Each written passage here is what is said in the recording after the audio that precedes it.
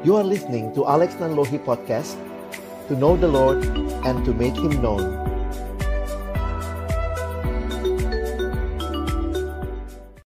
Mari berdoa sebelum kita membaca merenungkan firman-Nya.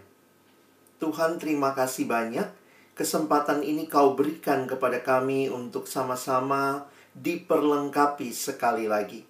Kalau sebentar kami akan membuka firman-Mu, bukalah juga hati kami. Jadikanlah hati kami seperti tanah yang baik, supaya ketika benih firman-Mu ditaburkan boleh sungguh-sungguh berakar, bertumbuh, dan juga berbuah nyata di dalam kehidupan kami. Berkati hamba-Mu yang menyampaikan, semua kami yang mendengar. Tuhan, tolonglah kami, agar kami bukan hanya jadi pendengar-pendengar firman yang setia, tapi mampukan dengan kuasa, dengan pertolongan dari Roh-Mu yang kudus, kami dimampukan menjadi pelaku-pelaku firman-Mu di dalam hidup kami, di dalam masa muda kami.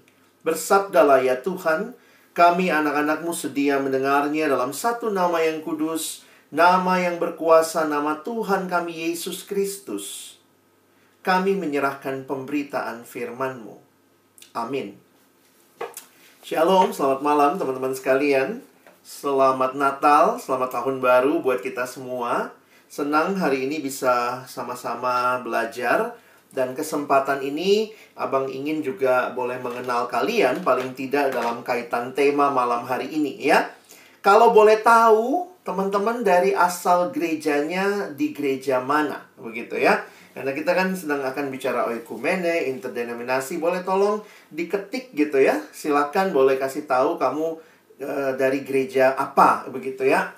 Jadi kita bisa melihat, saling tahu satu sama lain ya. Silakan. Di sini ada mungkin 15 orang.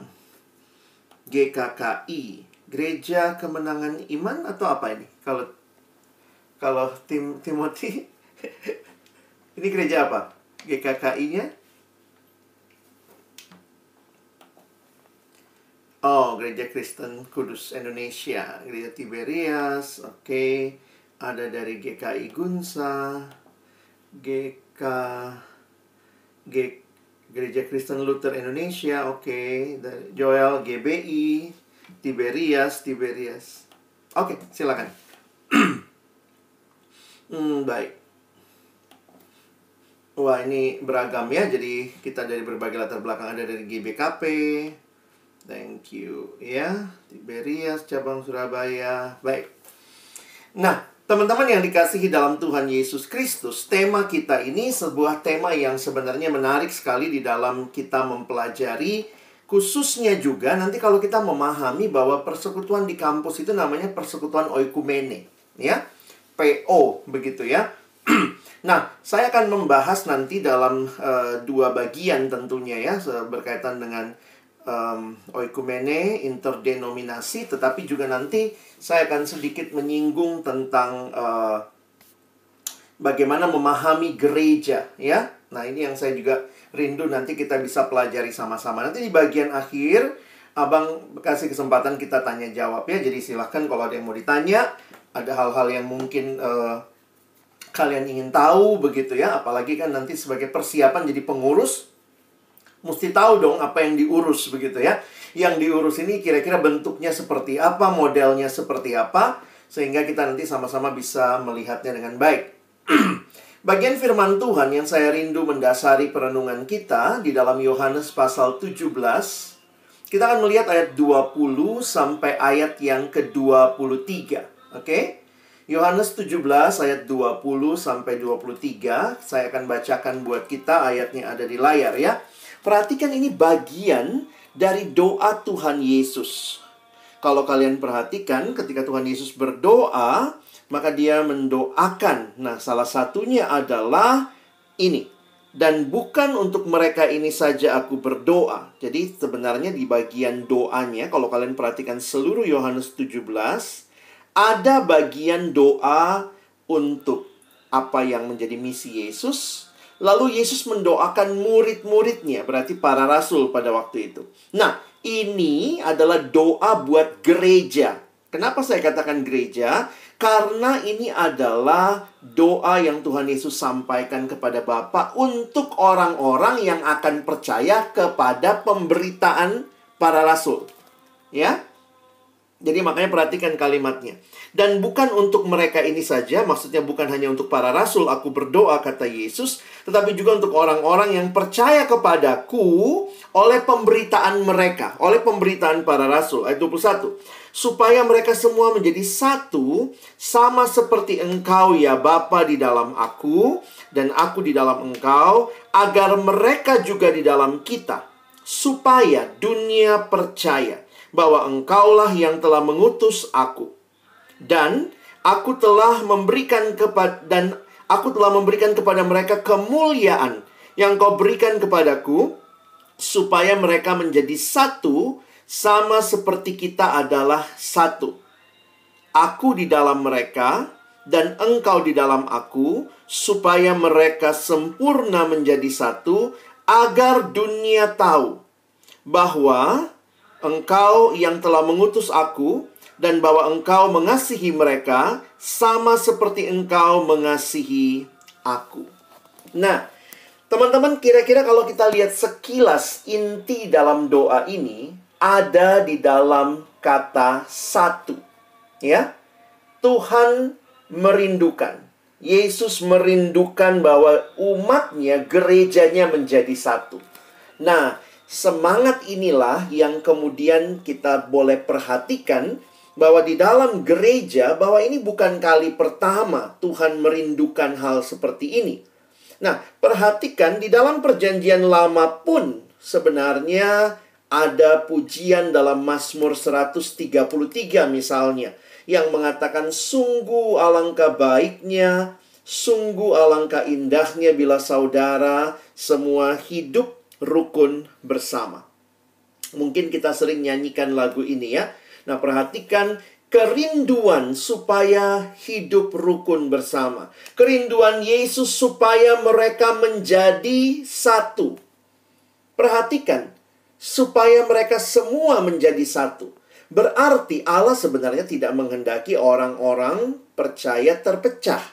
Ia merindukan seluruh umat yang percaya kepadanya menjadi satu. Nah, disinilah para teolog kemudian mulai banyak yang memberikan penafsiran.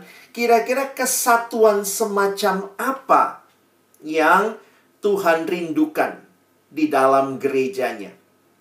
Nah, di sini banyaklah. Ada yang bilang kesatuan harus pakai satu bendera. Wah, buang semua gereja masing-masing. Kita bersatu di bawah Gereja Indonesia. Misalnya GI namanya. Nggak ada lagi tuh GBI, GKKI, apa semua. Ada yang mengatakan kerinduannya adalah benar-benar menjadi satu organisasi. Tetapi di sisi lain, kalau kita melihat, ada yang melihat, oh nampaknya tidak demikian. Bukan kesatuan organisasi yang perlu dikejar, tetapi kesatuan di dalam keberagaman. Nah, inilah yang kemudian menjadi semangat ketika orang berbicara sisi-sisi tentang interdenominasi, oikumene, bahwa kita menghayati bahwa bukan satu lembaga, bukan satu organisasi yang menjadi tujuan akhir dari doa Tuhan Yesus, tetapi kesatuan orang percaya di dalam iman kepada Kristus. Bagaimana menafsirkannya? Nah, inilah kalau kita bicara penafsiran, ada yang berbeda. Ada yang bilang, lihat dong, bagaimana kesatuan Yesus dan Bapa. Bukankah Yesus berkata, sama seperti engkau ya Bapa di dalam aku di dalam engkau. Jadi kalimat itu mau menunjukkan apakah kesatuan Yesus dengan Bapa kesatuan fisik? Oh tidak.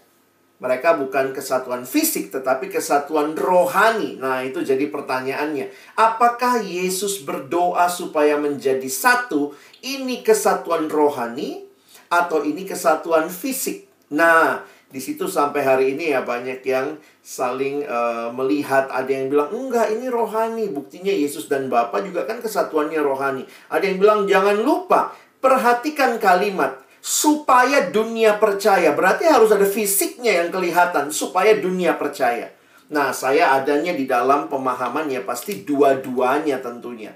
Tetapi saya tidak menghayati bahwa ini adalah sebuah kesatuan organisasi gereja. Ya, tetap bagi saya kesatuan yang dimaksud adalah kesatuan rohani yang mewujud nyata dalam kebersamaan orang percaya. Seperti yang dikatakan, sungguh alangkah baiknya, sungguh alangkah indahnya bila saudara semua hidup rukun bersama. Jadi sebenarnya teman-teman ya, karena abang ini latar belakangnya saya sekolah teologi bidang misi. Saya ambil S2 bidang misiologi. Hanya ketika umat bersatu, itu saja sudah jadi kesaksian luar biasa loh buat misi. Perhatikan kalimatnya kan. Supaya mereka menjadi satu, agar dunia percaya. Perhatikan itu ya. Supaya dunia percaya. Jadi waktu saya memperhatikan itu menarik sekali ya. Bagaimana Alkitab Tuhan Yesus mendoakan hal ini. Ya mungkin Tuhan Yesus sudah tahu kali ya. Kita ini bakal pecah-pecah, sibuk sama dirinya masing-masing. Maka doanya dia adalah doa demi kesatuan umatnya. Nah, di dalam realita umat Allah ada berbagai perbedaan lagi. Nah, saya coba masuk dan ini real ya, kita mengalaminya. Bagaimana menghayati gereja yang satu itu?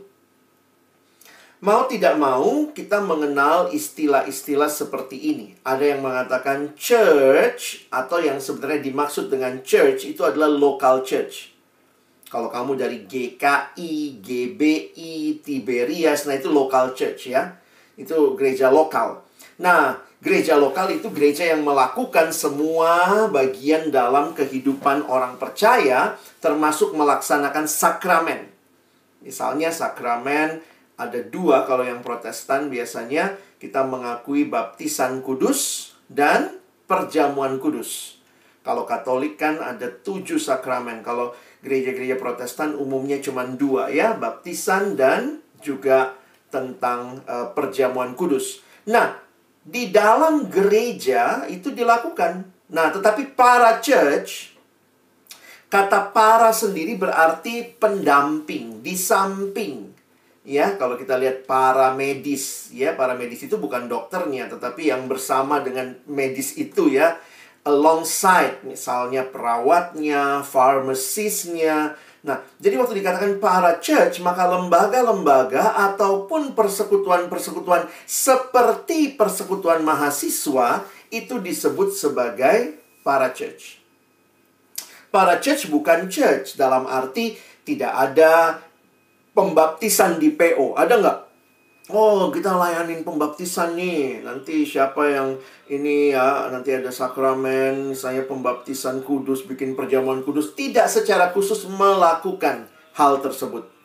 Nah, para church juga bisa jadi membership-nya itu membership atau keanggotaan yang sementara, yang terbatas. Biasanya misalnya kalau di kampus ya, siapa yang jadi anggota PO ya? Anak-anak Kristen, Universitas Indonesia, Fakultas Ekonomi dan bisnis gitu, FEB misalnya. Jadi bukan misalnya opung-opung ikut masuk ke PO gitu ya. Bingung juga kan kalau ada opung-opung masuk. Ini bagian mana dari persekutuan kita. Nah, jadi pemahaman church dan para church juga sebenarnya di dalam gereja itu juga membuat kita melihat bahwa yang church ini church, yang ini para church. Sebenarnya dikotomi ini bisa jadi juga ada kelemahan, ya. Saya harus katakan seringkali memang baik istilah, baik pemahaman-pemahaman yang muncul, itu membuat kita sadar bahwa memang setiap istilah ini ada kelemahan. Teman-teman, istilah church dan para church membuat seolah-olah, perhatikan kalimat abang ya, kayaknya seolah-olah church itu lebih church dari para church. Karena para church bukan church dianggapnya, padahal dibilangnya para church. Maka apakah para church juga church? Nah, di situ jadi diskusi yang menarik oleh para teolog, khususnya orang-orang yang berada di dalam bidang misi. Kenapa kalian perlu tahu ini? Supaya kalian bisa menjawab pemahaman yang juga mungkin ada yang bilang begini. Sebenarnya, kalau church bisa lakukan fungsinya, nggak butuh para church. Dengar ya, ada pandangan yang begitu. Sebenarnya kalau church bisa lakukan fungsinya, maka nggak perlu ada para church. Tetapi setelah saya pelajari, ternyata kalimat itu tidak ada dasar yang cukup kuat. Kalimat itu hanya menunjukkan seolah-olah church lah segala-galanya, lalu para church ini jadi seperti tidak ada gunanya.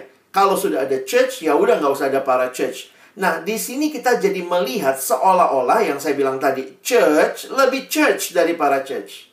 Nah, karena itu ya, sekarang coba kita lihat ya. Saya karena abang kuliahnya misi, jadi ada satu buku yang saya pakai.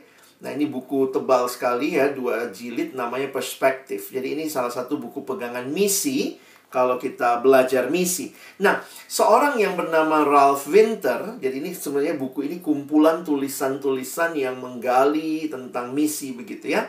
Nah, Bapak Ralph Winter, salah satu penulis dalam artikel ini, dia menulis sekitar 8 halaman begitu ya. Dia mencoba memberikan pemahaman bahwa sebenarnya pembagian church dan para church itu agak misleading. Dia mau katakan begini, sebenarnya dua-duanya church. Begitu ya. Jadi kita yang PO ini jangan merasa kurang gereja daripada yang gereja. Walaupun memang kita nggak melakukan sakramen, nggak ada keanggotaan kayak gereja, nggak ada pendetanya. Tetapi dia mau menunjukkan bahwa church dan para church sejak awal itu ada berdampingan. Nah, ini menarik sebenarnya. Jadi kemudian dia tidak suka dengan istilah, dia tidak memakai ya istilah church para church. Karena itu dikotominya kuat sekali. Dia mengatakan semuanya church. Tetapi ada 2 fungsi. Nah, makanya dia memperkenalkan 2 istilah. Ya, dalam satu bab yang dia tulis, nanti kalian lihat sebelah kiri itu bab yang dia tulis ya. 2 struktur misi penebusan Allah. Dia mengatakan ada 2 cara yang Allah pakai di dalam membangun misinya dalam dunia ini melalui gereja. Jadi gerejanya cuma satu. Tetapi kemudian ada yang namanya modalitas. Nah, modalitas ini sebenarnya kalau kita pakai bahasa tadi, ini yang church, gereja lokal.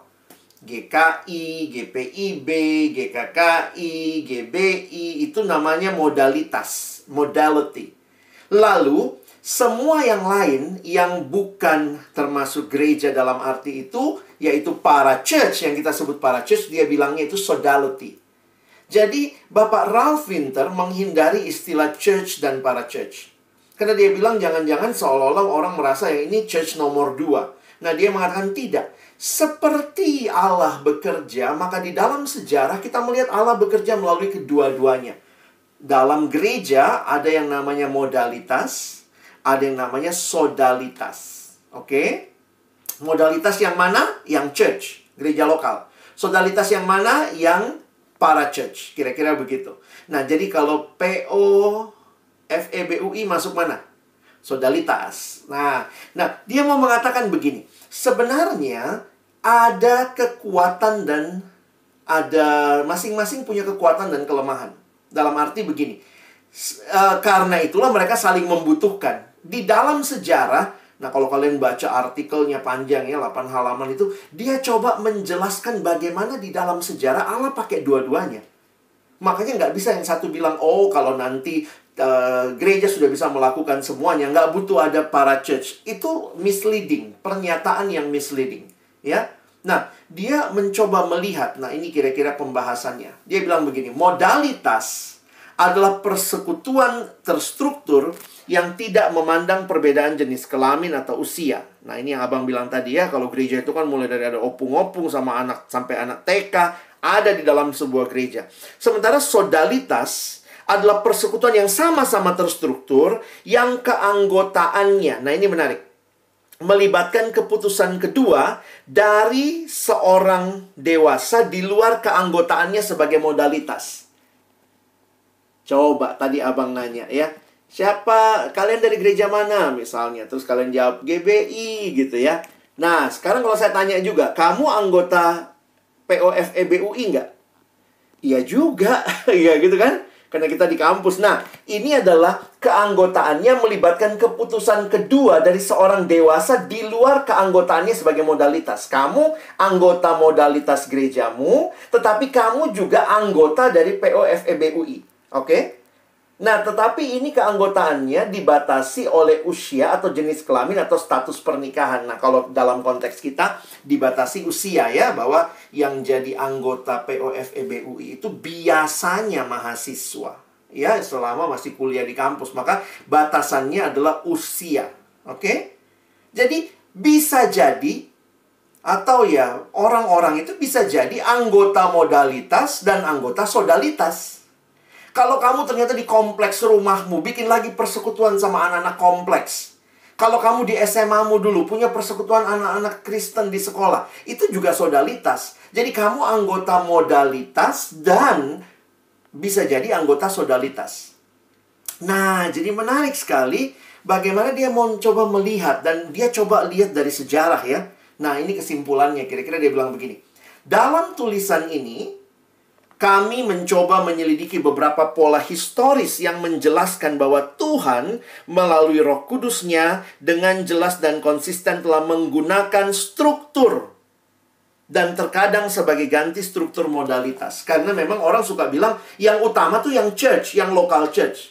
Nah, dia mencoba melihat dalam sejarah, dia bilang enggak. Jangan pikir Tuhan cuman pakai church. Tuhan juga pakai para church. Tuhan tidak hanya pakai modalitas. Kadang-kadang Tuhan pakai sodalitas, sodality. Nah, gimana dia melihatnya? So, coba abang cerita sedikit ya. Kalau kalian tertarik, dia bilang begini. Contoh, dia kasih contoh Rasul Paulus. Rasul Paulus itu kan pergi bermisi, teman-teman ya. Dan pelayanan misinya tuh luar biasa. Dia pergi ke daerah-daerah. Dan siapa yang mengutus Paulus bermisi? Yang mengutus Paulus bermisi itu gereja Antioquia. Jadi ada sebuah gereja yang namanya gereja Antioquia mengutus Rasul Paulus. Makanya Paulus kemudian melayani, dan jadi sebuah modalitas mengutus Paulus. Tapi menarik kalau kalian perhatikan, selanjutnya Paulus traveling kan. Dia pergi ke jemaat ini. Jangan lupa waktu itu tuh Paulus nggak naik AirAsia atau apa ya. Jadi dia misalnya tinggal berapa bulan di sini, terus pindah lagi berapa bulan di sini, terus pindah lagi berapa bulan di sini. Nah, yang menarik adalah Paulus itu kan anggota gereja Antioquia. Tetapi di tengah jalan, kalau kalian lihat ceritanya di Kisah Rasul, bergabunglah Timotius dari anggota gereja Listra bersama Paulus. Lalu dia commute tuh, keliling-keliling sama Paulus ya, merintis jemaat-jemaat yang baru. Lalu bergabung lagi misalnya Dr. Lukas. Jadi kalau kalian lihat, di dalam timnya Paulus, ada Lukas entah dari gereja mana, ada Timotius dari gereja Listra, ada Paulus. Nah, pertanyaannya begini. Paulus, Silas, kan itu bareng ya. Timotius, Lukas, ini mereka jadi apa nih? Ini kan mereka jadi satu tim ya. Ini tim apa namanya? Tim itu bukan local church. Tim itu bukan modalitas. Tapi itu sodalitas. Jadi mereka memang diutus dari modalitas. Lalu kemudian terjadilah sodalitas. Sodalitas itu kemudian berpindah lagi dan menghasilkan modalitas baru. Bisa lihat ya. Jadi sebenarnya yang mana yang dibutuhkan? Ya dua-duanya. Kadang-kadang kita nggak bisa mengatakan semua itu harus dikerjakan hanya oleh gereja lokal. Bayangkan kalau gereja lokalmu punya pelayanan mahasiswa, punya pelayanan, semua pelayanan itu dia buat gitu. Ada hal-hal yang tidak sanggup dikerjakan hanya oleh satu modalitas. Karena itu dia butuh sodalitas. Ya, coba lihat lagi kalimatnya. Kami di sini berupaya untuk menolong para pemimpin gereja dan yang lainnya untuk memahami legitimasi dari kedua struktur tersebut. Maksudnya dua-duanya legitimate, bukan berarti modalitas lebih tinggi. No. Dan perlunya kedua struktur tersebut tidak hanya ada, namun bekerja bersama secara harmonis demi penggenapan amanat agung dan demi penggenapan semua yang Tuhan kehendaki bagi zaman kita. Wow, kesimpulannya luar biasa. Dia mengingatkan bahwa jangan saling meniadakan. Kalau nanti gereja sudah berfungsi semuanya, nggak butuh ada PMK, nggak butuh ada PO. Itu pemikiran yang salah. Justru, mari melihat ketika ada di kampus, ada di gereja, mari bekerja sama secara harmonis. Nah, ini memang masih jadi PR ya. Karena banyak persekutuan kampus dicurigai oleh gereja. Kamu kan anggota modalitas ya. Tiba-tiba diminta jadi pengurus di kampus. Nah, itu kalau gerejamu nggak ngerti, langsung bilang, wah ini PO ini nyuri-nyuri domba gitu ya. Padahal kita tahu ya, bahwa teman-teman selagi kamu ada di kampus, salah satu tempat yang baik yang Tuhan sediakan untuk melayani adalah di kampus. Kamu bisa jadi pengurus berapa lama di PO? Ini yang lagi bergumul nih. Mau jadi pengurus berapa lama sih di PO? Ya elah, kamu kuliah paling 3-4 tahun. Kamu akan jadi pengurus seumur hidup. Enggak. Kalau kamu mau yang seumur hidup, masuk ke modalitas, kamu bisa jadi pengurus di gereja dari umur 0 sampai kamu nanti opung-opung. Tetapi selama ada di kampus, kamu cuma ada di waktu 2-3 tahun. Karena itu saya pikir gini ya, buat teman-teman yang lagi bergumul, jadi pengurus di gereja atau di kampus, buat saya begini, kalau dalam beban yang Tuhan kasih sekarang di kampus, kamu memberi diri 1 tahun jadi pengurus, ya tinggalkan gereja sebentar, mungkin di sana kamu tetap datang tapi nggak ambil pelayanan begitu ya. Kecuali kamu punya kemampuan dan kapasitas, bisa juga dua-duanya. Tapi kan kadang-kadang saya mau fokus ke satu pelayanan. Saya pikir nggak ada ruginya, karena kamu cuma jadi pengurus 1 tahun atau 2 tahun. Setelah itu kamu pasti balik ke gereja. Nggak akan jadi pengurus selamanya di PO. Emang PO-nya ini gereja? Bukan kan? Tahun depan ganti lagi gitu ya, pengurus berganti. Jadi sebenarnya kalau gereja melihat pola ini, wow, itu bukan hal yang harus saling dipertentangkan.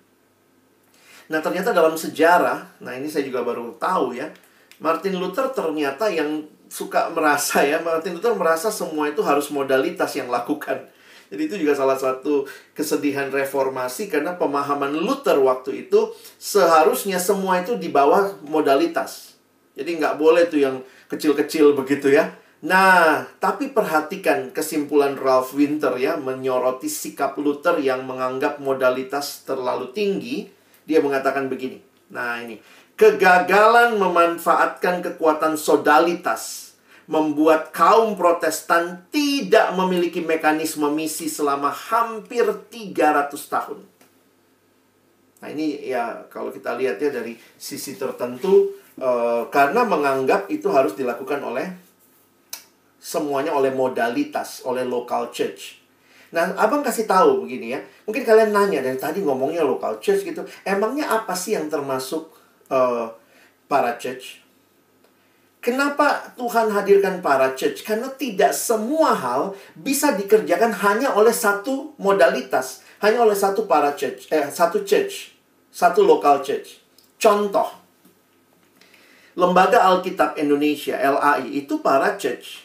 Ada nggak gereja punya penerbitan Alkitab?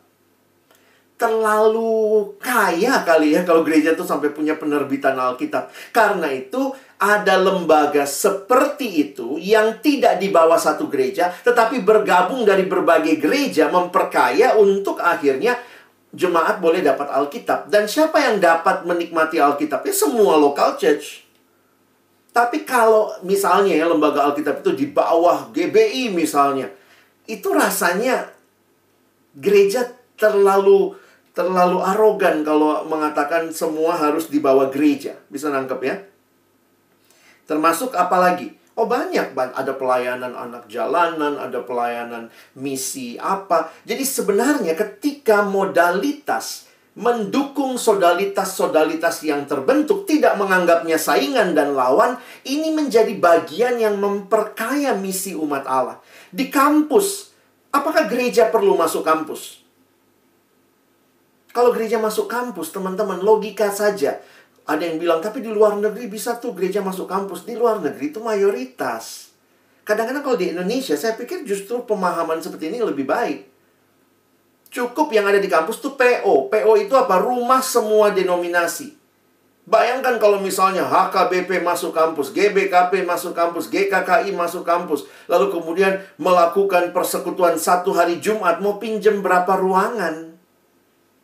Orang yang cuma dikit terus terpecah-pecah. Nah, jadi kadang-kadang saya melihat, wah ini semangat kita beda sama semangat Tuhan Yesus ya. Dia berdoa supaya menjadi satu. Nah, jadi sebenarnya ketika gereja merasa bisa melakukan semuanya, realitanya nggak bisa juga. Dan demikian juga para church nggak boleh sombong. PO nggak boleh sombong merasa dirinya segala-galanya. Kekuatan yang kita miliki mendorong orang untuk balik ke gereja lokal. Karena itu selama di PO kita nggak narik orang pindah gereja. Kalau itu yang terjadi nggak benar PO kita. PO itu mendorong orang, menguatkan dia. Siapa yang akan menikmati? Siapa yang akan menuai anak-anak PO yang dibina dengan baik? Gereja. Ya, kadang-kadang abang suka mikir kalau gereja tuh, ya bagusnya tuh gereja dukung kita ya. Wah, persembahan gereja dikasih lah untuk dukung acara PO gitu ya. Karena pada akhirnya kan yang menikmati memang adalah gereja juga, begitu. Nah, jadi memang ini dua hal yang menarik ya antara church dan para church. Tapi kesimpulan saya begini, bahwa setiap bagian Tuhan hadirkan pasti ada tujuannya. Bukan saling meniadakan, tetapi justru saling menguatkan. Makanya kalau lihat di kampus, ya sudah dibina di kampus, dia balik ke gerejanya. Wah, luar biasa, di sana dia jadi berkat. Kita bersyukur kan seperti itu ya. Jadi ketika di PO ada persekutuan seperti ini, ada kelompok kecil, kita membina orang selama dia di kampus, perlu ada pengurus. Karena itu kalian diajak, ayo mau nggak ngurusin PO ini yang bentuknya oikumene ini, supaya nanti akhirnya gereja-gereja yang akan diberkati. Jadi saya melihat sih tujuannya nggak jauh dari seperti itu ya. Karena tujuannya supaya Tuhan dimuliakan, umat juga boleh mendapat berkat. Nah, jadi itu masalah yang tadi ya, perbedaan antara church dan para church. Nah, tetapi kita nggak bisa sangkali juga realitanya bahwa di dalam gereja, khususnya ini kalau bicara gereja lokal ya, modalitas. Di dalam modalitas itu terbagi dalam denominasi gereja. Nah, disinilah juga ada challenge. Jadi tadi church dan para church challenge juga. Yang kedua, ini challenge perbedaan denominasi. Kenapa muncul perbedaan denominasi? Alkitabnya kan sama, tapi memang realitanya yang kita bisa perhatikan adalah menafsirkan Alkitab dari perspektif yang berbeda, dari budaya yang berbeda, bisa jadi membuat juga ada beberapa perbedaan. Nah, disinilah saya pikir gereja sudah ribuan tahun kita sebenarnya melihat hal ini terjadi. Nah, coba abang tolong kalian untuk melihat ya. Ini biar nggak salah label. Anak PO harus ngerti memberi nama. Jadi sebenarnya gereja itu terbagi dua. Ya, ini berdasarkan ajaran. Karena denominasi itu biasanya berkaitan dengan ajaran yang dipegang. Oke? Jadi gereja itu ada gereja yang benar, ada gereja yang sesat. Atau disebut bidat. Ya. Di dalam sejarah gereja, mereka disebut bidat. Apa bedanya bidat sama bodat? Ya, kalau bidat, bodat itu mirip kayak manusia katanya ya. Tapi bukan manusia, bodat dia. Demikian juga bidat. Bidat itu mirip seperti ajaran yang asli, tapi sebenarnya palsu. Nah, makanya kalian harus jelas ya.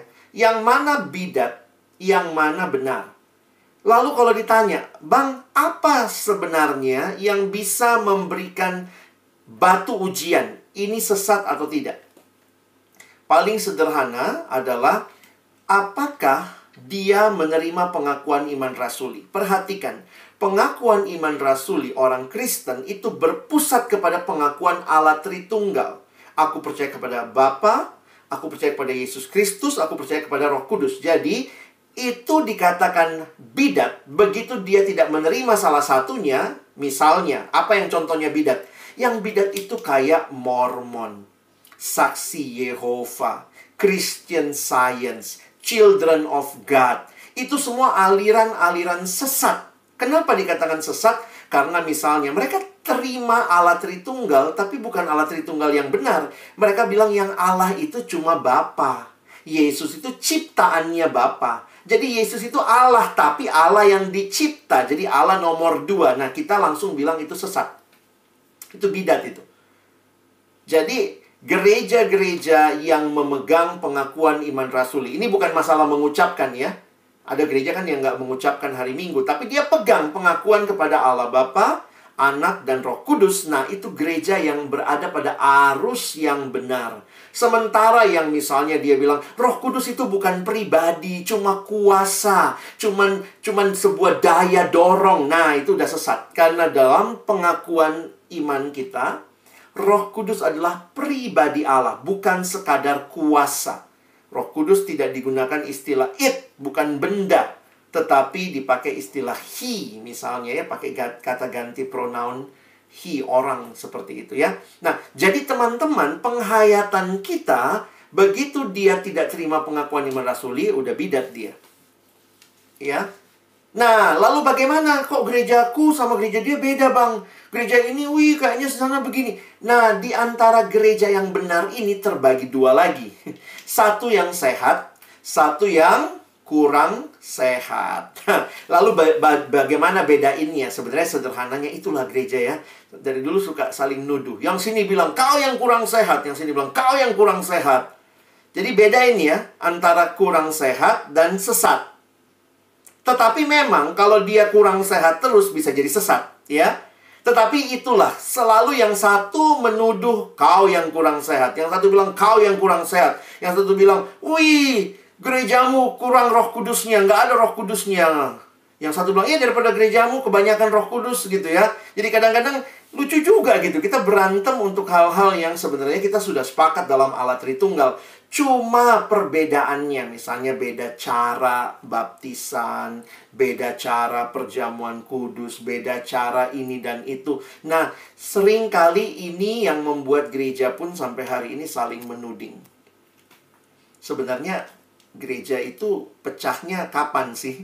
Kalau kalian lihat lagi dalam sejarah gereja, gereja perdana dari zaman Yesus sampai tahun 1054 itu perpecahan gereja pertama.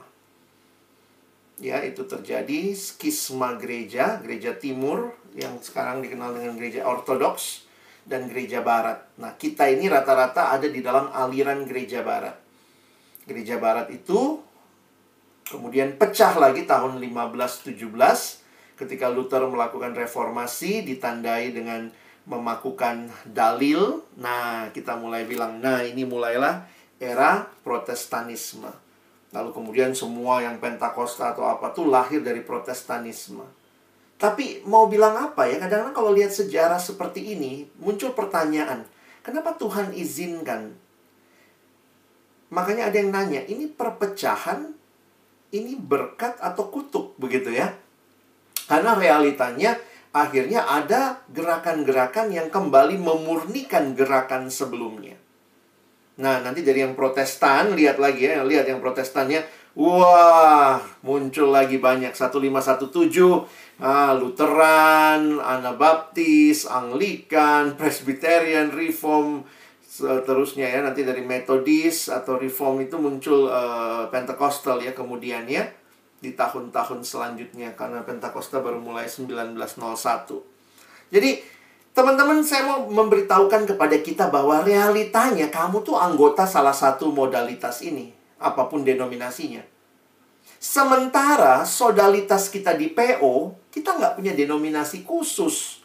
PO itu bukanlah cabangnya HKBP, PO itu bukannya cabangnya GKI, PO itu bukan cabangnya Reform.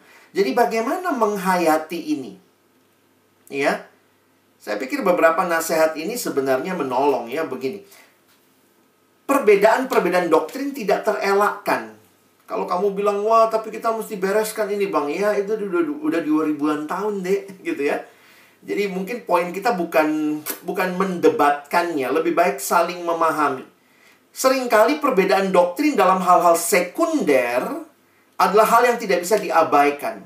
Misalnya yang satu merasa harus begini tata ibadahnya, yang satu merasa harus begini. Belum lagi pemerintahan gereja. Ada yang pakai paus, ada yang pakai eporus, ada yang pakai ketua sinode. Mana yang alkitabiah? Nah, itu kadang-kadang walaupun itu sebenarnya sekunder ya.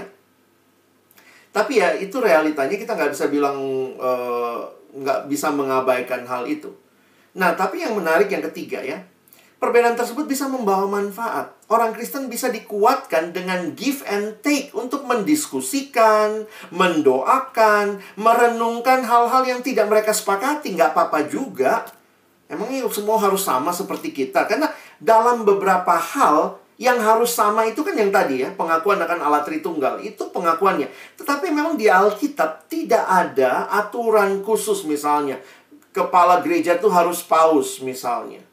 Karena kalau Katolik bilangnya harus paus, kan turunnya dari paus. Paus itu dari mana? Dari Petrus, turun ke atas dari ke bawah. Lalu kemudian pakai lagi pola, nggak boleh menikah. Padahal Petrus menikah di atas sana begitu.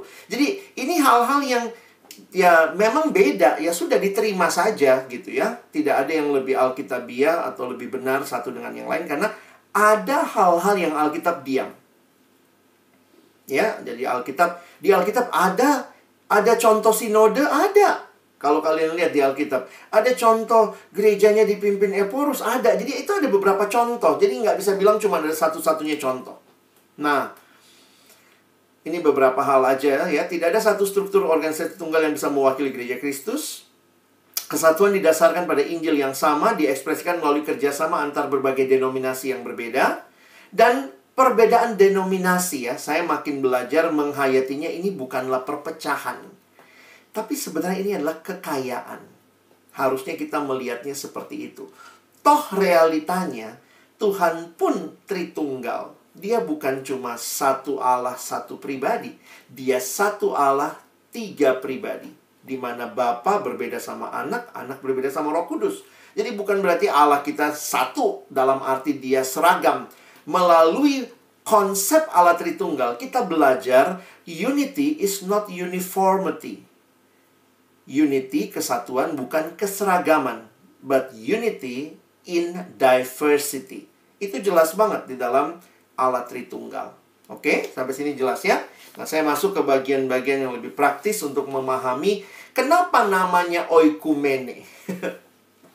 Sebenarnya, teman-teman, ini sejarahnya panjang ya. Abang nggak bisa jelaskan semuanya. Tapi ini dari kata oikos, ya. Nomos atau oikos itu kan rumah tangga ya. Kayak belajar ekonomi. Ya, jadi kalau perhatikan sebenarnya, oikumene itu, ya ini lihat ya. Kata oikumene muncul dimotori oleh persekutuan gereja-gereja di Indonesia. Ini kalau khusus di Indonesia ya. Suatu istilah untuk mengungkapkan terbentuknya kesatuan gereja-gereja dari berbagai denominasi. Jadi istilah ini sangat indah ya. Kata oikumene ini kemudian menjadi populer di beberapa tempat untuk mengungkapkan hal yang senada. Misalnya di beberapa kampus kemudian muncul PO, Persekutuan Oikumene, untuk menjelaskan, menegaskan bahwa persekutuan mahasiswa itu tidak memandang mahasiswa dari denominasi manapun untuk dilayani. Lalu kenapa sekarang ada istilah lain yang muncul? Nah, ini sebenarnya ada sejarahnya. Apa ya, kayak istilah mengalami penurunan makna. Pernah gitu ya kalau kita belajar bahasa Indonesia ya. Dulu itu no problem. Makanya perhatikan, hampir semua persekutuan kampus yang berdiri kira-kira tahun 70-an, 80-an, dan 90-an, termasuk POFEUI, itu menggunakan istilah oikumene. Kalian bisa cek di Jakarta itu kampus-kampus tua, abang pakai istilah kampus tua ya. Apa yang tua? Misalnya Trisakti. Nah, Trisakti juga nama persekutuannya POTRI, Persekutuan Oikumene Universitas Trisakti. Anak-anak Untar, apa nama persekutuannya? Namanya POUT, Persekutuan Oikumene Universitas Tarumanegara. Jadi persekutuan yang terbentuk sekitar tahun 70-an, 80-an, 90-an itu biasa pakai nama PO. Makanya UI semua pakai nama PO. BINUS muncul tahun 80-an, itu juga pakai nama PO BINUS. Semua pakai nama PO. Nah, tetapi di kemudian hari, nampaknya khususnya mulai tahun 90-an, kata oikumene dianggap kurang tepat. Ya, misalnya ya, ada yang tidak setuju dengan kata oikumene. Karena kata ini dulu katanya dipakai oleh orang-orang liberal. Juga karena adanya anggapan bahwa adanya berbagai denominasi itu bukan perpecahan, sehingga tidak perlu dipersatukan. semangat oikumene yang kesannya mempersatukan, menyeragamkan, itu yang ditolak oleh orang-orang yang mengusung istilah baru. Maka kalangan ini kemudian memakai kata interdenominasi untuk mengungkapkan kerjasama berbagai denominasi. Nah, kalau abang pikir sih ya sudahlah ya, maksudnya ya nama PO dari dulu kita pakai, tapi kita ngerti lah ya, mau semangatnya itu bukan semangat keseragaman, ya. Kita nggak usah dipersatukan dalam arti nanti semua pakai logo yang sama, nggak demikian. Nah, karena itu istilah yang akrab di kalian adalah istilah interdenominasi. Bagaimana menghayati istilah ini dalam pelayanan mahasiswa? Nah, kalau kalian jadi pengurus kan nanti mulai kita pikirin visinya. Dari visi itu lahirlah misinya. Lalu misinya itu lahirlah strateginya. Maka semua pelayanan sebenarnya melakukan ini ya. Dari visi, lahir misi, lahir strategi. Kalau strategi itu sudah program ya. Nah, sebenarnya di dalam memahami ini dari visi pelayanan mahasiswa, nanti kemudian ada misi, kita mengenal misi yang namanya 4P ya. Penginjilan, lalu pembinaan, pelipat gandaan, dan pengutusan. Inilah siklus yang kita lakukan ketika mahasiswa baru masuk. Dia diinjili, dia dibina, dia dilipat gandakan. Yang kita lakukan malam ini pelipat gandaan. Karena kalian yang sudah dibina, disiapkan untuk melayani. Nah, itulah pelipat gandaan. Dan kemudian diutus untuk kemudian melakukan lagi penginjilan kepada mahasiswa baru. Itu muter terus tuh. Nah, pelayanan di kampus, karena waktunya terbatas, maka muncul keunikannya. Kalian mesti ngerti ya. Di kampus ini kan kalian nggak selamanya di kampus. Pelayanan mahasiswa tuh kayak halte, bukan terminal. Gereja tuh terminal, kita tuh cuman halte. Jadi orang cuman lewat di kita, kira-kira 3-4 tahun lah maksimal. Nah, maka pelayanan kita ada keunikannya, teman-teman. Ya. Maka keunikan pelayanan mahasiswa adalah semangat dan kegiatan yang menjadi ciri dan kekuatan pelayanan mahasiswa. Misalnya, kenapa di PO nggak terlalu banyak acara olahraga? Kayak di gereja ya, persekutuan pemudanya ada olahraga, ada core, ada apa. Di PO itu kita fokus kepada apa? Kelompok kecil. Itu acara utamanya cuma itu. PJ, pembinaan kelompok kecil. Fokusnya ke situ. Karena apa? Kita unik. Kita nggak bisa melakukan semua hal. Waktunya sangat terbatas. Makanya dalam keterbatasan itu, kita menemukan kalau orang cuma lewat di kita 2-3 tahun, kira-kira bagaimana keunikan pelayanan mahasiswa? Maka perhatikan, ada 6 keunikan yang biasanya kita hayati. Bible movement, kita fokus ke Alkitab. Kita bukan singing movement ya. Kita fokus sama nyanyi-nyanyi, bukan ya. Prayer movement, makanya acara PO banyakan PD, PA, PJ-nya juga isinya belajar Alkitab. Lalu evangelism movement, selalu terjadi anak baru diinjili. Lalu nanti discipleship movement, ikut kelompok kecil. Lalu ada student movement dan interdenomination. Mungkin ada yang bilang, Bang, nomor 1-4 kan gereja juga lakukan. Bener sih. Saya melihat gereja juga lakukan. Makanya buat saya, yang paling membedakan sebenarnya nomor 5 dan 6. Coba lihat. Saya coba buat dalam gambar kira-kira seperti ini. Yang tengah, jadi sebenarnya semua itu berakar dari Bible and Prayer. Lalu muncul evangelism, discipleship. Nanti mungkin beberapa kampus ada yang mission gitu ya. Tetapi semangatnya, nah lihat itu. Student movement dan interdenominasi. Melakukan Bible movement, prayer movement dalam semangat student movement. Berarti yang lakukan siapa? Mahasiswa. Dan interdenominasi. Apa maksudnya pelayanan kita punya keunikan interdenominasi? Kita merindukan hadirnya mahasiswa yang menyadari dan menghargai keberagaman yang ada dalam PO, dalam tubuh Kristus. Dan menjaga, memperjuangkan kesatuan dalam PO. Jadi yang kita perjuangkan bukan gini, kita bikin PO jadi HKBP ya. Pokoknya kita batakkan PO. Oh, HKBP lah PO. Nggak begitu, bukan itu semangat kita. Semangat kita adalah bukan meninggikan latar belakang tertentu, tapi kita mau membangun kesatuan di dalam Kristus. Oke? Nah, karena itu kalian pengurus harus punya kerinduan ini. Karena kan kalian yang bakal ngurusin PO. Tiba-tiba ada mahasiswa baru. Kak, saya mau pentakostain ini semua PO. Langsung kamu sebagai pengurus. Dek, sabar. Bukan itu semangat kita. Misalnya gitu ya. Ada yang datang. Kak, saya mau reformkan semua PO ini. Kamu mesti datang sebagai pengurus. Maaf, Dek. Bukan itu semangat kita. Semangat kita adalah dari berbagai denominasi. POFEB ini rumahnya. Bayangkan kalau tiba-tiba POFEB jadi rumahnya HKBP misalnya, atau rumahnya GPIB. Maka orang dari gereja lain akan, ngapain gue ke situ? Itu bukan gereja gue. Makanya PO tetap harus interdenominasi. Nah, kira-kira begitu ya. Jadi, pelayanan interdenominasi, pelayanan mahasiswa dan interdenominasi ini dikatakan tujuan pelayanan mahasiswa itu spesifik. Karena kita hanya melayani pada waktu dia ada di kampus, dan temporer, dan terbatas.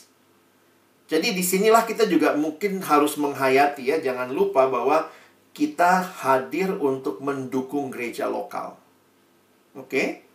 Nah, karena itu interdenominasi dalam PO, bagaimana memperjuangkannya ya. Ini semangat untuk menjalin kesatuan di antara orang percaya yang berbeda denominasi. PO yang interdenominasi tidak menganut suatu doktrin yang sepenuhnya milik satu aliran gereja. Namun PO tidak berarti tidak punya doktrin sama sekali. Kalau begitu bagaimana kita bicara? Lalu kalau di PO apa yang kita ajarkan? Nah, kita kembali melihatnya ini. Persekutuan Mahasiswa Kristen, PO, secara mendasar mengikuti doktrin yang pada umumnya dianut oleh gereja-gereja yang percaya pada kebenaran Alkitab. Jadi sebenarnya ini semangat kita. Kalau kita beda, di gerejaku begini loh, di gerejamu begitu ya. Ayo kita sama-sama lihat apa kata Alkitab. Nah, itu cara belajar yang baik. Jadi interdenominasi, kita back to the Bible. Karena seringkali perbedaan doktrin yang kelihatan bukan kontradiksi sebenarnya teman-teman. Tapi sebenarnya adalah saling melengkapi. Kayak orang mendaki gunung, satu lihat sisi kanan, satu lihat sisi kiri. Anggaplah mereka pakai HP ya, lalu sambil naik gunung saling teleponan. Ih, bagus banget lautnya. Apa laut? Di sini mah nggak ada laut, itu mah sawah. Enggak laut, sawah, laut, berantem begitu ya. Nggak ada sawah, lu lihat nih, nggak ada ini, nggak ada laut. Begitu sampai di puncak, dua-duanya ngomongnya apa? Oh, waktu lihat ke sana, oh iya ada laut. Lihat sana, iya ada sawah. Kadang-kadang kita tuh dalam keterbatasan, kita merasa pokoknya yang punya saya yang paling benar begitu ya. Nah, semangatnya bukan berarti kita kompromi dengan ketidakbenaran, tapi belajar untuk melihat pandangan orang lain. Oh, dia pandangannya begitu ya. Boleh tahu nggak ada ayatnya nggak di Alkitab? Jadi kita jadinya lebih rajin belajar Alkitab ketika kita menghidupi semangat interdenominasi. Dan tidak merasa bahwa denominasi saya lah yang paling benar. Karena ciri ajaran sesat waktu sudah mulai merasa diri paling benar. Oke? Nah, sebagai penutup, bagaimana mengusahakan memelihara interdenominasi? Maka dalam hal-hal yang esensi, kita mesti satu. Kita back to the Bible, what the Bible say. Dalam esensi, apa yang esensi? Yaitu Allah Tritunggal, Alkitab firman Tuhan, Yesus Tuhan dan Juru Selamat satu-satunya. Kita tuh esensi. Dalam hal-hal yang nggak esensi, berapa kali persembahan? Gerejamu berapa kali? Gerejaku 1 kali persembahan dulu kalau offline ya. Gerejaku 1 kali persembahan. Kalau gerejamu? Kalau gerejaku 3 kali. Gerejamu sebelum firman atau sudah firman? Oh, gerejaku cuma sesudah firman. Oh, kalau gerejaku 2 kali. Sebelum firman ada, sesudah firman ada. Materai kali gerejamu gitu ya. Jadi kadang-kadang kita berantem hal-hal yang non-esensi. Mimbarnya di kiri apa di kanan? Ya ampun. Maka dalam hal yang non-esensi di kampus, ya liberty, bebas aja. Silahkan mau sana, mau sini. Karena ini bukan hal yang prinsip. Tapi kalau udah Yesus Tuhan dan Juru Selamat, kalau kau beda, maaf, kau bukan saudara dan saudariku. Karena kita menghayati dalam kesatuan yang esensi itu harus unity. Dan dalam segala hal, tunjukkanlah kasih. Itulah charity. Oh, gitu ya cara memuji Tuhan. Kau pakai tepuk tangan ya. Di gerejaku nggak ada tuh tepuk tangan. Gerejaku tenang sekali. Ada jarum jatuh terdengar kalau di gerejaku. Oh, di gereja dia kalau nggak 200 watt belum berasa memuji Tuhan gitu ya. 2000 watt gitu. Jadi kadang-kadang kita mesti belajar saling menghayati. Oh iya ya. Bagus juga gerejamu kayak gitu ya. Pakai lampu ya. Oh, gerejaku nggak ada. Lampunya satu aja misalnya gitu. Kita belajar aja saling menghargai. Karena dalam berbagai hal nanti masuk surga kan nggak ditanya. Kau lampunya berapa waktu itu? Kau berapa banyak kolam baptisannya begitu ya. Oke, jadi ini prinsipnya. In essential kita bersatu, in non-essential kita liberty, in all things charity. Lalu bagaimana nanti munculnya? Bentuknya seperti apa? Ya, saya lanjut aja ya. Nah, ini beberapa hal terakhir. PO bukan gereja, sehingga tidak bisa melakukan aktivitas gereja. PO perpanjangan tangan gereja. Karena itu jangan sampai terjadi gerakan pindah gereja. Dan tidak menganggap ibadah rutin PO dapat menggantikan ibadah gereja setiap minggu. Kenapa kau nggak gereja, kata mama papa? Oh enggak, saya udah ikut PO kemarin PJ. Ada persembahan juga, ada firman juga. Enggak. Ingat, kita tidak menggantikan gereja lokal. Nah, karakteristik interdenominasi ini munculnya di mana? Nah, ini mesti muncul di sini ya. Di kampus, pemilihan tema PJ. Kalau kalian jadi pengurus, jangan bahas pentingnya baptisan percik gitu ya. Itu pembahasan yang denominasi. Kita mesti bicara mungkin temanya lebih umum, pentingnya baptisan. Lalu mungkin pembicaranya diundang, ngasih tahu, oh ada baptisan yang dipercik, ada yang diselam, ada yang dibaptis masih anak-anak, ada yang dibaptis sudah dewasa. Jadi makanya karakteristik interdenominasi itu muncul dalam pemilihan nyanyian, dalam pemilihan pembicara, pengumuman-pengumuman. Jadi kita juga jangan jadi mengumumkan acara gereja gitu ya. Jadi semua orang gereja titip acara. Tentu ada acara-acara yang baik. Tapi bukan berarti kemudian kalau nanti kita bilang, gereja dia boleh, masa gereja gua enggak gitu ya. Nah, kita menghindari hal-hal seperti itu. Oke. Kenapa seringkali di PO ini kita banyak mengundang alumni untuk khotbah? Karena biasanya alumni-alumni adalah orang-orang yang pernah ikut di PO. Pembicara yang pernah dibina di kampus, jadi lebih ngerti interdenominasi. Saya ingat sekali kejadian yang terjadi di POFE UI. Sorry ya, saya sebut kalian, waktu itu masih namanya POFE UI. Karena kagum sama seorang pendeta dari sebuah gereja tertentu, diundanglah ke kampus. Firmannya bagus, tapi dia nggak peka terhadap keunikan pelayanan mahasiswa. Dari mimbar dia sesat-sesatin denominasi tertentu. Wah, habis itu terjadi beberapa orang keluar dari PO karena merasa PO tidak tidak menghargai mereka. Cuman gara-gara salah undang pembicara. Pembicaranya bagus. Dia kalau dia khotbah di gerejanya silahkan gitu ya. Tapi ini dia khotbah di PO yang interdenominasi. Dia jelek-jelekkan ada 2 denominasi waktu itu. Dan dua-dua anaknya itu keluar dari PO. Karena mereka merasa, kok PO begini jelek-jelekin gereja saya begitu. Nah, teman-teman, makanya kenapa kalau di PO itu kita jarang mengundang orang gereja. Atau kalau kita mengundang hamba Tuhan gereja, pastikan dia mengerti interdenominasi. Karena kalau tidak, mungkin khotbahnya bagus, tapi nyinggung sana-sini, dan akhirnya tidak mempertimbangkan kesatuan, ya. Nah, jadi saya harap ini semua bisa menolong kalian untuk nanti kalau jadi pengurus. Coba pikirin ya. Namanya kalau pilih pelayan itu ya berdasarkan karunia, bukan kuota. Kita tuh lihat nih misalnya, anggota POFEBUI ada 5 HKBP, ada 7 GBI, ada, berarti nanti lagunya mesti ada 1 lagu HKBP, 1 lagu GBI. Kalau kayak begitu itu bukan berdasarkan pembagian yang baik, itu berdasarkan kuota berarti ya. Bukan begitu persekutuan kita. Kita sama-sama duduk menyepakati. Nah, makanya penting pengurus-pengurus yang mengerti interdenominasi. Cari pembicara yang mengerti interdenominasi, ya. Sebagai kesimpulan, PO hadir di kampus sebagai wadah interdenominasi, oikumene, bukan hanya untuk dirinya sendiri, tapi untuk mendukung gereja Tuhan. Perhatikan. PO itu alat pemersatu jemaat gereja di kampus, harus terus ditingkatkan. Dan keterlibatan di dalam dan melalui PO dapat memupuk semangat oikumene yang berguna untuk masa depan gereja. Kadang-kadang saya lihat gereja satu sama lain saling menghantam, saling sindir-sindiran. Tapi saya bersyukur di PO ternyata kita bisa duduk bareng, bisa sama-sama jadi pengurus. Jadi sebenarnya kalau ini terpupuk, ini masa depan gereja. Ini penggenapan doa Yesus. Ketika gereja gagal menggenapi apa yang Yesus doakan, saya pikir Tuhan bangkitkan PO-PO, di mana ini adalah gambaran kesatuan yang terjadi dari berbagai latar belakang. Oke, Abang berhenti sampai sini. Silakan kalau ada yang mau bertanya, baik melalui Slido bisa, melalui langsung juga saya persilahkan. Thank you.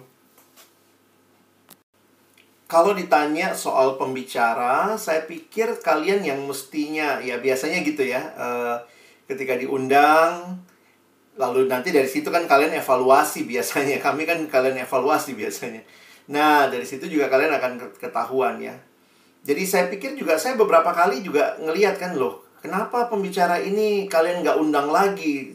Terus tiba-tiba ada yang bilang, iya bang, waktu itu dia tahu-tahu ngomongnya begini-begini. Nah, jadi memang akhirnya saya lihat gini ya,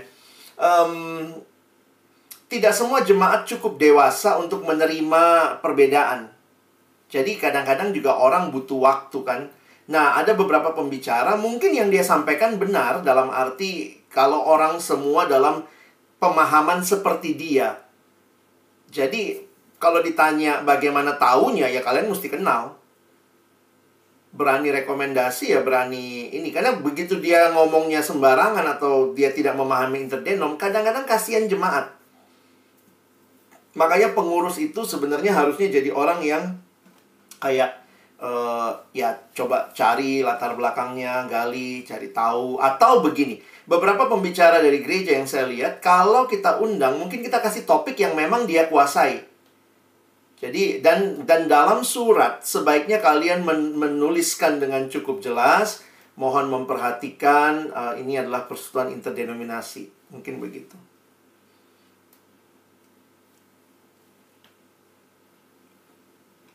Semoga yang bertanya sudah cukup jelas.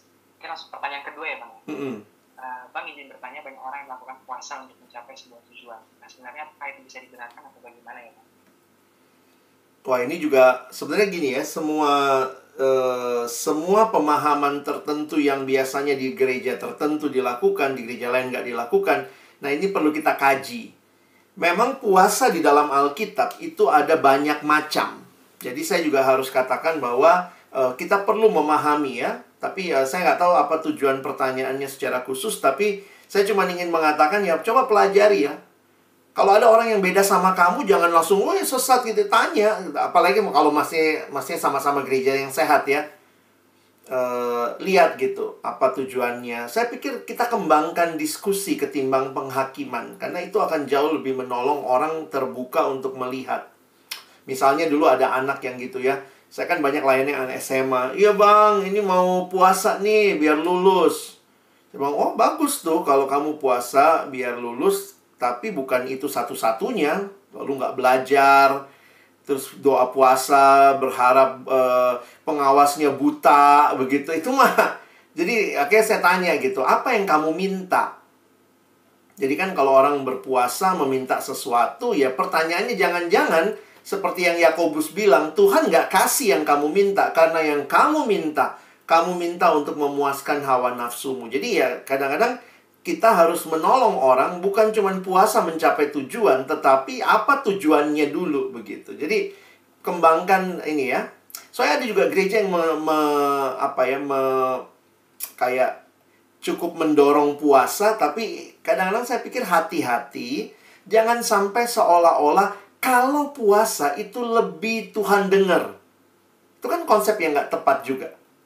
Kalau saya puasa kayaknya Tuhan tuh sampai kasihan. Ih kasihan dia udah lapar banget ya. Aduh udahlah kasih deh. Padahal Alkitab nggak bilang seperti itu. Doa puasa sebenarnya itu terkait dengan pergumulan yang berat. Ketika papa saya kena cancer, dan ketika waktu pengobatan dan memang agak lambat waktu itu kami doakan begitu ya. Nah waktu itu tuh saya jadi, makanya dalam Alkitab juga doa dan puasa itu biasa beriringan. Waktu kamu berpuasa bukan cuma nahan makan, tapi beriringan. Karena apa? Jujur aja waktu punya pergumulan berat, makan pun nggak nafsu. Jadi itu kayak puasanya otomatis gitu. Nah, beberapa orang juga melakukan puasa sebagai reminder. Misalnya, saya biasanya makan jam 12 sampai jam 1. Waktu saya berpuasa, maka jam itu, jam 12 sampai jam 1, saya skip lunch. Tapi saya pakai waktu itu untuk baca Alkitab dan berdoa untuk menggumulkan apa yang sebenarnya sedang Tuhan mau nyatakan lewat pergumulan ini.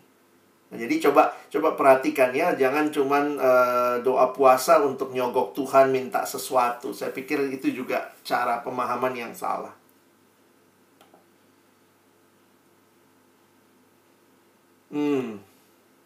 Saya lanjut ya. Bang, kadang ada banyak hal-hal pemacu diskusi yang cenderung sensitif dan tidak berujung.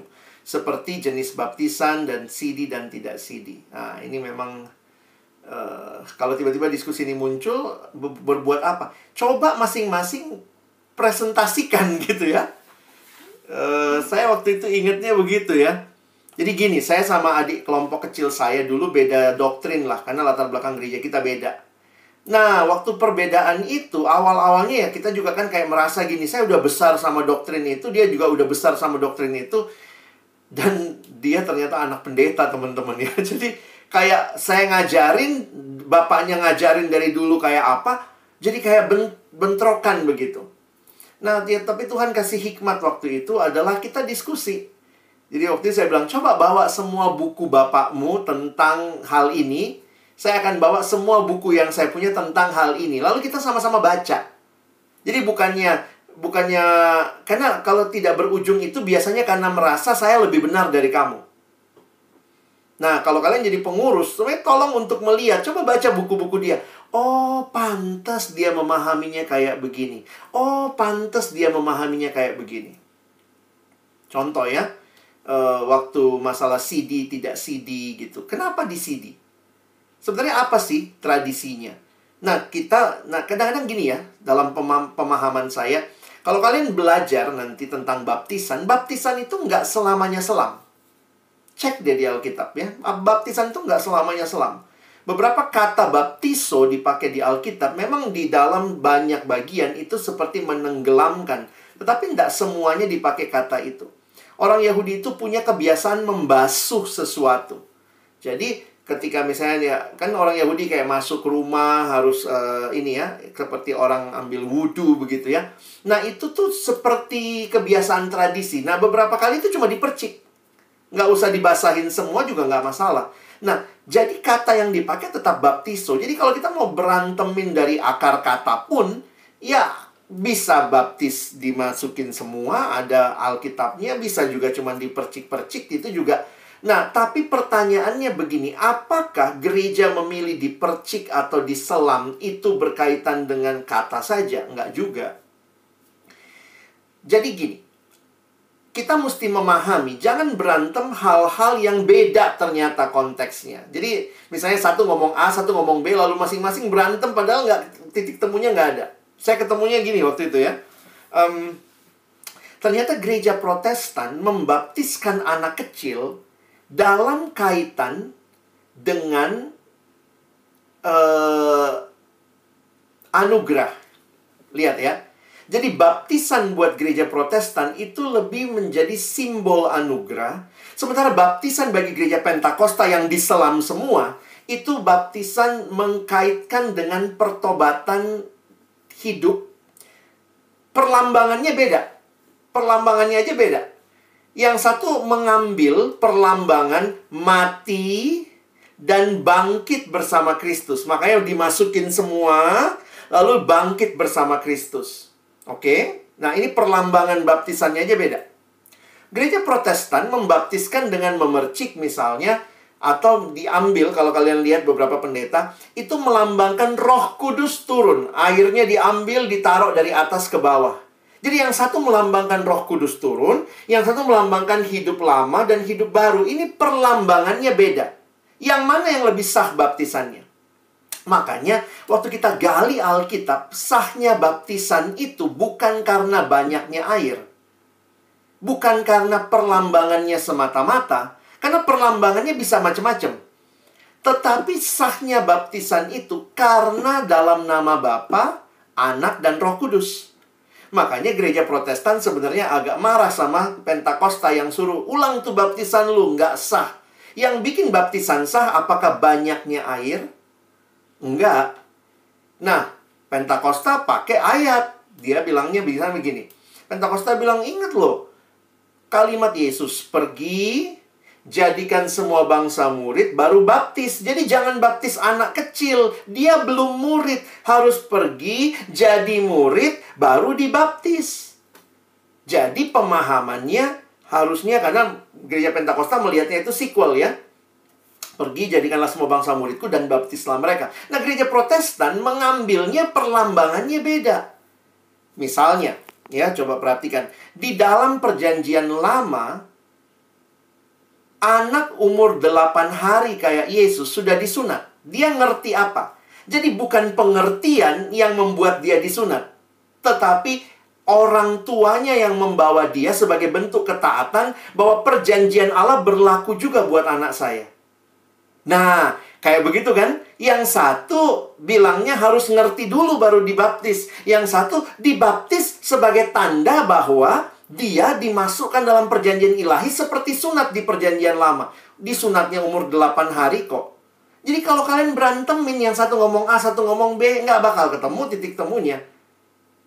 Makanya kita waktu perhatiin, kenapa orang Protestan akhirnya harus CD? Karena waktu kecil dia cuma dibaptis oleh orang tuanya, dan orang tuanya berjanji di hadapan pendeta. Makanya perhatikan kalau anak kecil dibaptis. Ada pertanyaan kepada orang tua. Bersediakah engkau membimbing anakmu di dalam Tuhan? Makanya ada bapak baptis, ibu baptis ya.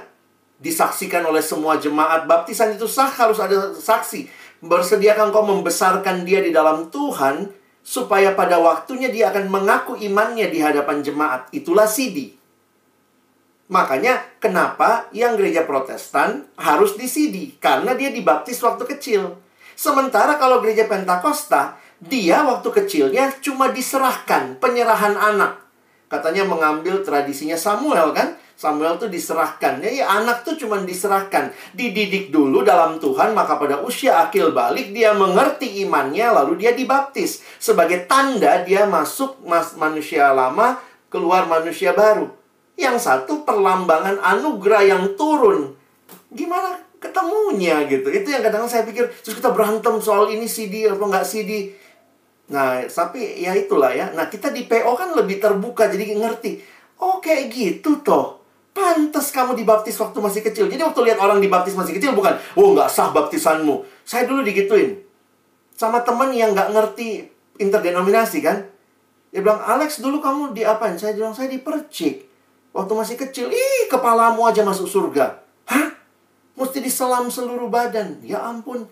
Jadi nggak ngerti doktrin, tapi ya akhirnya begitu. Nah, itu kira-kira pengalaman saya. Kalau kita mau pelajarin, menarik loh.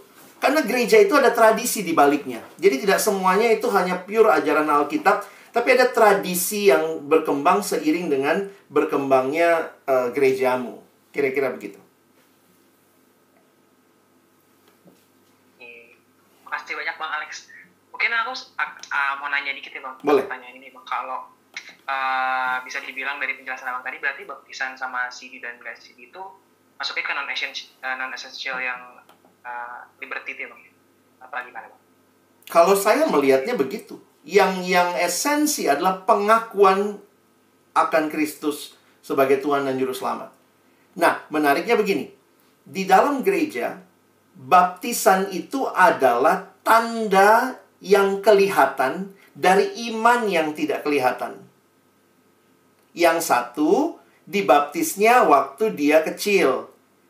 Belum kelihatan tuh. Tapi imannya dalam arti ini iman orang tuanya. Dalam arti orang tuanya yang janji akan membesarkan. Tandanya apa? Tanda anugerah. Jadi balik lagi kalau saya lihat, gerejamu pakai itu sebagai tanda, gerejaku pakai ini sebagai tanda. Ya udahlah, itu non esensi. Yang jelas baptisan menjadi sebuah tanda yang kita sepakati. Tapi kapan dibaptis? Dibaptisnya pakai berapa banyak air? Nah, itu bagi saya non esensi. Baptisannya esensi, tetapi yang non esensi caranya dan kemudian kapan dibaptisnya, besar atau kecil, bagi saya sih nggak esensi ya. Mungkin begitu kali deh. Oke, makasih banyak Bang penjelasannya. Untuk pertanyaan-pertanyaan yang tidak ada, teman-teman ada yang mau nanya lagi? Mungkin kita tunggu 1 menit lagi kali ya Bang? Ya, kalau masih ada silakan.